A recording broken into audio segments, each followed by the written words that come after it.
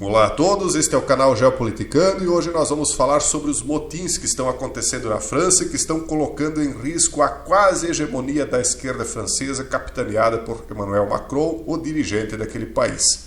Esse artigo aqui foi escrito em um site com a visão e o viés liberal e globalista, portanto é bom que vocês saibam disso antes de nós lermos ele, só que nós vamos ler ele, segundo a visão deles, evidentemente, e fazer os nossos próprios comentários a respeito.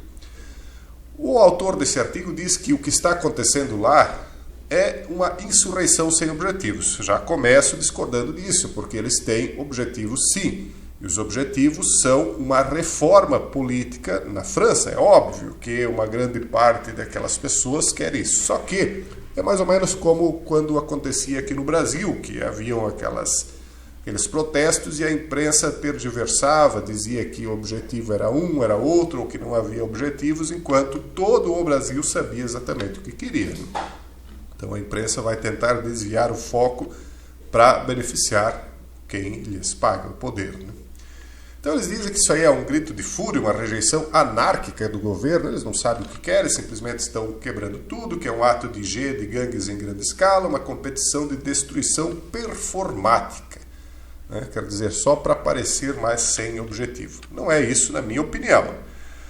Mas eles dizem que é para você ter cuidado com aqueles que oferecem uma explicação simples sobre os tumultos que eclodiram nos subúrbios multirraciais da França. Veja só, esses subúrbios são os bairros de pessoas que vieram do mundo inteiro, e principalmente das regiões do norte da África e do Oriente Médio, mas dessas regiões, Mas tem pessoas do mundo inteiro nesses bairros, porque são os bairros mais baratos, chamados, como aqui diz no artigo, de multirraciais. Então, é ali que está começando, é ali que está saindo o núcleo de revolta.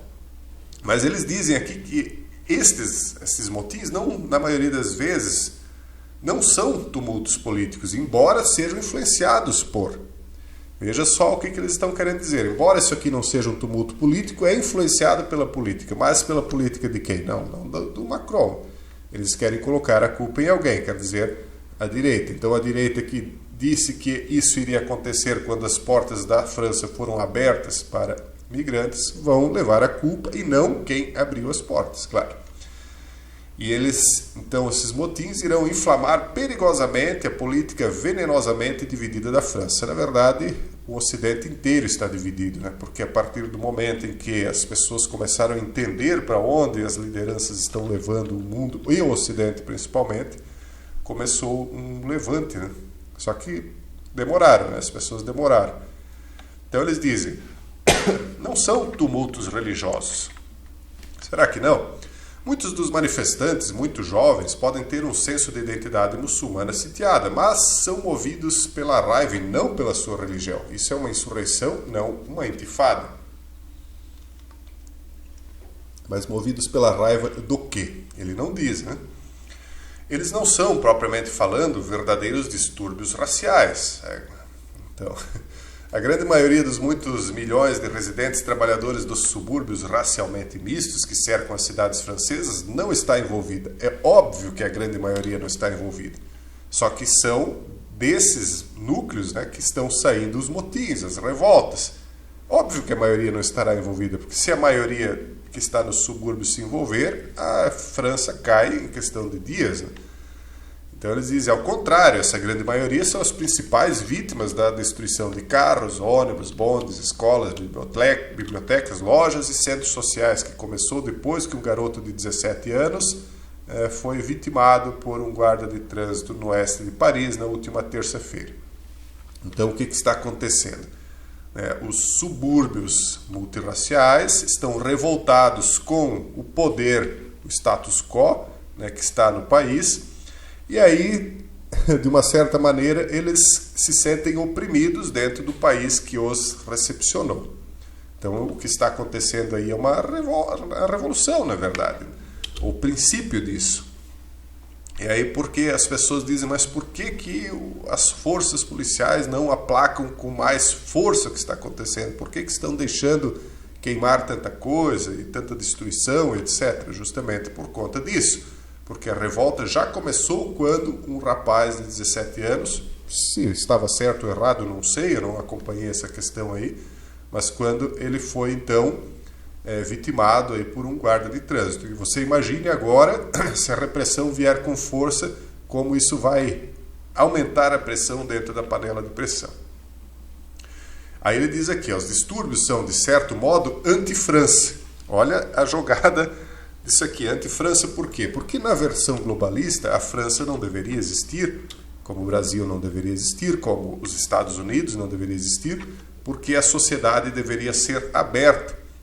E essa abertura de sociedade, a abertura de todas as fronteiras, foi justamente o que criou esses bairros de pessoas que vieram de outros países, de inúmeros países. Então, esse conflito, eu pergunto, será que ele existiria se não fossem dois grupos tão diferentes convivendo tão proximamente? Será que a elite francesa, que está lá há séculos, é o país deles, eles vivem lá, que então já vem de avô, de bisavô, trisavô, ter uma casa, ter um terreno, e portanto eles têm mais comunidades, eles estão no país deles. Será que eles seriam tão mal vistos por aqueles que estão chegando agora e que estão tentando começar um sistema de juntar patrimônio, passar para os filhos? Será que essa revolta não é justamente porque houve uma aproximação de pessoas que estão em condições tão diferentes? Então eles dizem, os distúrbios são anti-França. Mas quem é que colocou aqueles que fazem os distúrbios anti-França dentro da França? É mais uma pergunta. Mas também são, em parte, mimeticamente franceses. E é verdade, mimeticamente são distúrbios franceses, porque a França é o país, mãe das revoluções dentro da Europa. As queixas basta ver a Revolução Francesa. As queixas vão mais rapidamente para as ruas na França do que em outros países. É um país que é acostumado com a Revolução. Os piores excessos do movimento provinciano dos coletes amarelos, em grande parte branco, em 2018 e 2019, chegaram perto, em violência cega, do que vimos na semana passada. Então, já são outros grupos, não tem nada a ver com os coletes amarelos agora. Por quê? Por que os coletes amarelos estão revoltosos também? Justamente pela mesma política, porque os dois lados estão se sentindo prejudicados por uma decisão que nem foram eles que tomaram, Aqueles que entraram no país entraram porque tinham necessidade, tinham precisão, porque onde eles estavam, evidentemente, estava pior, senão eles não tinham ido. Então, são vítimas das circunstâncias, digamos assim, E aqueles que já viviam no país são vítimas das decisões daqueles que achavam que isso seria uma boa política. Então, esses dois grupos vitimados por decisões superiores, ambos estão descontentes, e ambos, então, entram em motim, como o próprio artigo aqui está dizendo. Então, ele diz, os motivos são, com certeza, anti-polícia e anti-autoridade. Isso é óbvio, Mas qual autoridade? Isso eles não dizem, eles querem dizer que é contra aquela pequena autoridade. Não, a pequena autoridade obedece à autoridade maior. Jovens de origem africana e norte-africana têm muito mais probabilidade de serem parados pela polícia francesa do que jovens brancos. 17 pessoas, a maioria de origem africana ou norte-africana, foram vitimadas nos últimos 18 meses por se recusarem a obedecer às ordens da polícia de parar seus carros. Enfim, já deu para entender o que está acontecendo lá, é bem óbvio o que está acontecendo lá. E aí eles estão preocupados, já estão colocando a culpa naqueles que disseram que isso iria acontecer, que tentaram impedir, mas eles agora que estão sendo culpados, a direita. Olha como diz aqui a matéria. Enquanto, isso aqui é no Unheard, e o outro artigo aqui é no site Político. Então veja só como eles começam a matéria. Enquanto a França queima, a direita sobe. Como se a direita quisesse subir porque a França estivesse queimando, e não porque isso é uma consequência das pessoas estarem entendendo quem é que levou as coisas a chegarem onde estão. O que a barricada de rua foi para a França do século XIX, o carro em chamas se tornou no século XXI. Eles estão falando daquela barricada da Revolução Francesa. É um meio preferido de protesto violento e um símbolo teatral-chave de desafio político. É teatral, né? Teatral, mas não porque é dono do carro. Esse deve chorar amargamente vendo um carro queimando. Eu não sei qual é o sacrifício de se comprar um carro na França, né? No Brasil aqui, hoje, qualquer carrinho aí é uma fortuna, né? Em 2005, depois que dois meninos, né? Eu nem sei o que aconteceu lá, tá, pessoal? Para falar bem a verdade, eu não sei se esses tais meninos são culpados ou não, né? Mas levando em consideração o que a imprensa chama de meninos aqui no Brasil, a gente já tem uma noção, né?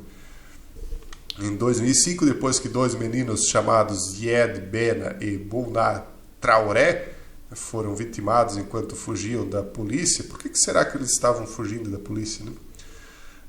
Manifestantes então começaram a queimar cerca de 9.000 carros em toda a França em distúrbios que levaram o presidente Jacques Chirac a declarar estado de emergência. Então isso vem de longa data, mas eles foram insistindo em abrir as portas da França, né, open country, né, um país aberto, aí, uma sociedade aberta. O que aconteceu? Né? Isso aí que está acontecendo. Eles estão mudando a maré, o curso das coisas? Não. Continuam no mesmo caminho, porque no final das contas o objetivo é que o mundo seja uma coisa só, que as fronteiras todas sejam abertas e que não haja mais essa história aí de país, de soberania, uma revolução, né? Uma revolução que vem de cima e que está sendo puxada ou empurrada pelos que estão embaixo. Óbvio, aqueles que estão bem em cima, né, esmagam os que estão no meio, enquanto manipulam as cordinhas para fazer com que os que estão bem embaixo, né, façam exatamente aquilo que eles querem que seja feito, ou seja, destruam o poder de qualquer um que seja uma resistência ou um entrave a essas revoluções semeadas há muito tempo. Quem planta espinhos vai colher espinhos. Esse é o vídeo de hoje, um forte abraço a todos e até o próximo vídeo, se Deus quiser.